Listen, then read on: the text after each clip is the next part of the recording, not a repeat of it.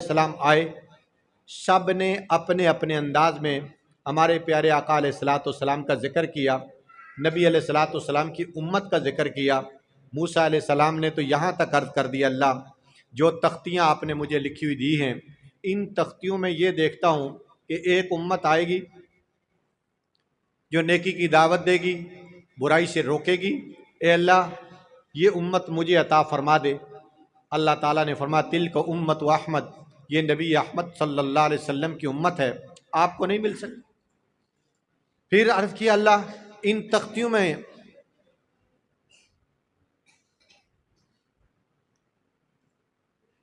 ये लिखा देखता हूँ कि एक उम्मत आएगी जो नेकी की दावत देगी, बुराई से रोकेगी, ये मुझे अता की जाए। अल्लाह ने फरमाया ये उम्मत अहमद है, आपको नहीं मिल सकती। आप नौजवान बैठ जाएं भाई, ये डिस्टर्बेंस पैदा कर रहे हैं। आप समझदार आदमी हैं, आप तसल्ली से बैठें। अब सारी तकरीर का रुख फिर गया। ये देखा ना, तो जब आदमी बयान कर रहा होता है तो मजमे के अंदर से शैतान प्रॉब्लम पैदा करता है ना, दो चार इधर से उठा दिए, दो चार उधर से उठा दिए, तो बात ख़त्म हो गई। तो मूसा अलैहिस्सलाम ने 7 दुआएं की अल्लाह से, अल्लाह ये उम्मत मुझे दे। 7 दुआओं के बाद यही जवाब आया, मूसा तिल का उम्मत व अहमद, ये नबी अहमद सल्लल्लाहु अलैहि वसल्लम की उम्मत है, आपको नहीं मिल सकती। हज़रत क़तादा रावी कहते हैं फ़नबज़ल अलवाह, मूसा अलैहिस्सलाम ने तख्तियाँ वहाँ रख दी और अर्ज़ करने लगे, अल्लाहुम्मा जालनी मिन उम्मत अहमद, ए अल्लाह अगर ये उम्मत मुझे नहीं मिल सकती तो फिर मुझे इस उम्मत में शामिल फरमा दे। ये जिस उम्मत में मैं और आप हैं, इसके लिए नबी दुआएं कर रहे हैं कि अल्लाह हमें इसमें शामिल फरमा दे। इसी तरह सारे नबी हमारा जिक्र करते रहे, नबी करीम सल्लल्लाहु अलैहि वसल्लम का जिक्र करते रहे। बनी इसराइल के सबसे आखिरी नबी ईसा अलैहिस्सलाम, जिनको अल्लाह पाक ने ज़िंदा बसलामत आसमानों पे उठा लिया, उनके बारे में कुरान हमें बताता है। ईसा अलैहिस्सलाम ने अपने लोगों को कहा कि लोगों, मेरे बाद एक नबी आएगा, याती मिन बादी इस्मुहु अहमद, मेरे बाद एक नबी आएंगे जिनका नामी अहमद होगा। ईसा अलैहिस्सलाम को अल्लाह ने आसमानों पे उठा लिया। उसके बाद कोई 500-550 साल तक कोई नबी ना आया, कोई रसूल ना आया, कोई पैगंबर ना आया, कोई किताब ना आई, कोई सहीफ़ा ना आया।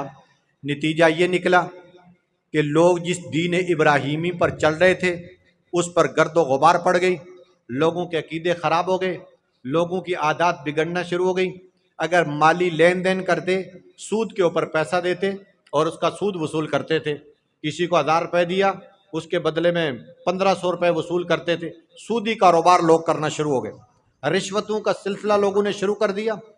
जानवर पानी पिलाने के लिए घाट पे ले जाते, एक आदमी का जानवर दूसरे आदमी के जानवर से आगे बढ़कर पानी पी लेता। अब भाई जानवर ने पानी पी आगे बढ़ के, इसके ऊपर जानवर के मालिक को तैश आती थी और इसके ऊपर तलवार नियाम से निकल आती थी, गर्दनों की गर्दनें कट जाती थी, खून बहाया जाता था, मगर उनको सुकून नहीं आता था कि इस आदमी के जानवर ने मेरे जानवर से पहले आगे बढ़ के पानी क्यों पिया। आज मैं देख रहा था, एक क्लिप आया, एक जगह एक नौजवान वन व्हीलिंग कर रहा है मोटरसाइकिल की, और मोटरसाइकिल बड़ी एक टायर के ऊपर चला रहा है। दूसरे नौजवान ने उसको सिर्फ इस बुनियाद पे कत्ल कर दिया कि ये मेरे से ज़्यादा स्पीड के साथ एक टायर के ऊपर मोटरसाइकिल क्यों चलाता है। तो मुझे फ़ौरन वो दौर याद आया जाहिलियत का, कि जानवर आगे बढ़ाने पे लड़ाई झगड़ा शुरू हो जाता था और कितने इंसान कत्ल हो जाते थे। आज मोटरसाइकिल दूसरे से ज़्यादा अच्छा चलाने पर तैश आ जाती है और इसके ऊपर लोग लड़ाइयाँ करते हैं और उस नौजवान को कत्ल कर डाला। 302 का केस बन गया कत्ल करने वाले पर। अल्लामा शेख हाली ने मुसद्दस हाली में कहा, कहीं घोड़ा दौड़ाने पे झगड़ा, कहीं पानी पिलाने पे झगड़ा। ये उसी ज़माने जाहलियत की अक्कासी और गम्बाजी की है शेख हाली ने। खैर 550 साल में लोगों के अकीदे बिगड़ गए, लोगों का ईमान ख़राब हो गया। एक जुल्म और सितम का मारा हुआ बाप अपनी बेटी को घर में पैदा होना बर्दाश्त नहीं करता था। बाप नहीं चाहता था मेरे घर में बेटी पैदा हो, बाप नहीं चाहता था मेरे घर में बेटी पैदा हो, जवान हो फिर उसकी शादी करके दूं, मेरा कोई दामाद बने। चुनाचे बच्ची पैदा होती तो बाप उसको बहला फुसला कर दूर जंगल में ले जाता था और एक गड़ा खोदता और वो बच्ची पास खड़े होकर अब्बा से बड़ी प्यारी प्यारी मासूमाना तोतली जुबान में बातें करती रहती, मगर बाप उसके लिए गड़ा खोदता रहता। बाप पसीने से शराबूर होता तो बेटी अपने रुमाल से, अपने कपड़े से अब्बा की पेशानी साफ करती थी और तोतली जुबान में बातें करती चली जाती थी। जब गड़ा तैयार हो जाता तो जालिम बाप अपनी बेटी को चुटिया से पकड़ता और जिंदा गड़े में फेंक देता था, ऊपर से मट्टी डेले और पत्थर फेंक कर जिंदा बच्ची को मार देता था। ये क्या था? जब कोई नबी नहीं आया, जब कोई रसूल नहीं आया तो लोग इस तरह संगदिल बन गए, लोग इस तरह जालिम बन गए।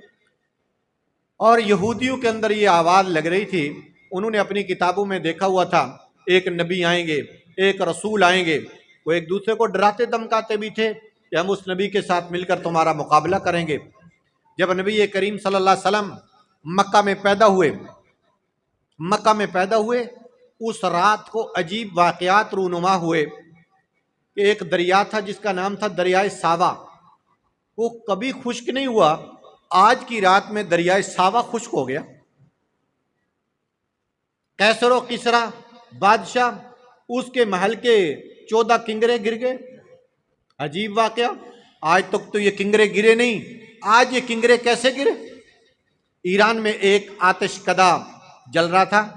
आतिश का माना आग, कदा का माना जहां आग जलती है। तो ईरानी लोग आग की पूजा करते थे, आग का अलाव तैयार करते थे और उसके सामने खड़े होकर पूजा करते थे उसकी। कई सालों से आतिश कदा ईरान जल रहा था। आज की रात ये आतिश कदा ईरान बुझ गया। किसी को नहीं पता चला कि ये क्या हुआ, दरिया सावा क्यों खुश्क हो गया, कैसर और किसरा के ऐवान के 14 किंगरे क्यों गिर गए और आतिश कदा ईरान क्यों बुझ गया, किसी को ये पता ना चला। यहूदी तलाश में निकले, यहूदियों को सुरबुर तो थी, सुनगुन ले रहे थे कि कोई नबी आएगा। जब तलाश करते करते करते मक्का पहुंचे तो सुनगुन ली कि आज ये अजीब वाक़यात रूनुमा हुए, कोई बच्चा तो पैदा नहीं हुआ। पता चला कि अब्दुल मुत्तलिब के यहाँ उनका पोता पैदा हुआ, उनके बेटे अब्दुल्ला के घर में। ये वो वक्त था कि जब यहूदियों के कानों में ये आवाज़ पड़ी कि आज अब्दुल्ला के घर में बेटा पैदा हुआ, तो यहूदी घरौंदों में सफ़े मातम बिछ गई, यहूदियों के यहाँ सफ़े मातम बिछ गई। ओह, इसहाक अलैहिस्सलाम की औलाद से नबूवत चली गई। उनको पता था इब्राहीम अलैहिस्सलाम, उनके 2 बेटे, एक का नाम इस्माइल, दूसरे बेटे का नाम इसहाक। इसहाक अलैहिस्सलाम के बेटे याकूब अलैहिस्सलाम, याकूब अलैहिस्सलाम के बेटे 12, उनमें